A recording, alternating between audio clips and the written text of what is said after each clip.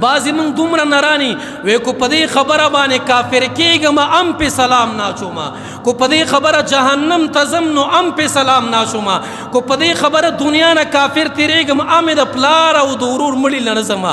الله اکبر کبیره. دا د دې د دې کبر او د غرور په خبرو کې کم ځای ته ورسېدلی. د الله نم د بغاوت اعلان وکړو، د اسلام نم د بغاوت اعلان وکړو، د قرآن نم د بغاوت اعلان وکړو، د الله نه باغیان شوئ چې په دې خبره جهنم ته ځم نو ام دا کار داسې نه کومه. زما وروره جهنم د بدماشۍ ځای نه دی. زما وروره د الله مخکې بدماشي نه چلیږي. زما وروره د الله مخکې بدماشي مه کوه، ورنه د الله په دې قادر دی چې په همدې ځای درنه سا وباسي. د الله په دې قادر دی چې په دې ځای دې په ځمکه خښ کړي.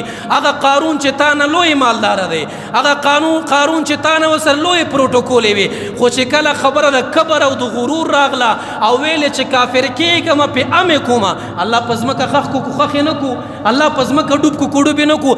هغه فرعون چې لښکرې ورسره وي، هغه فرعون چې ځان ته ویلي انا ربکم الاعلی، خدای منو زه خدای ما، الله ورسره څه چلو کو، الله په سون باندې لاونه کو، الله په سمندر لاونه کو. دا د کفر خبرې مه کوئ. دا مو وایه چې په دې کار جهنم لازم نو امې کومه، په دې کافر کېږم نو امې کومه، او که په دې الیاذ بالله فلانې کار کېږي نو امې کومه. وروره بدماشي دې په خپل ځای، خو د خدای مخې ته بدماشي نه مه کوه. بدماشي دې په خپل ځای، خو د جهنم طلبګاري مه کوه.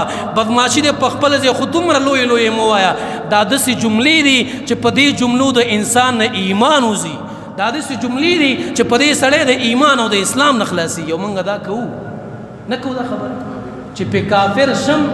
لکه یو جمله مې هېره شوه، وی د سیک زوی به یم کو دا کار مې وکړو، د هندو زوی به یم کو دا کار مې وکړو. د الله بندګانو ولې